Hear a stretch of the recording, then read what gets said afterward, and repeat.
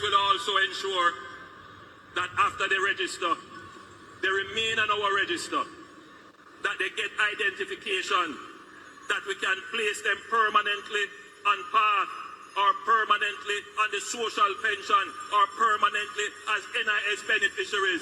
We are going to ensure that every single Jamaican that is in need of help and assessed to be so gets the help they need from the government. We care about your electricity.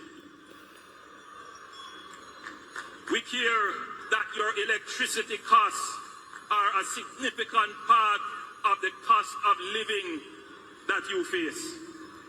Everybody complain about their electricity bill. Everybody. It is estimated that only 70% of Jamaican households can afford to pay their electricity bills. So you can understand why we have so much throw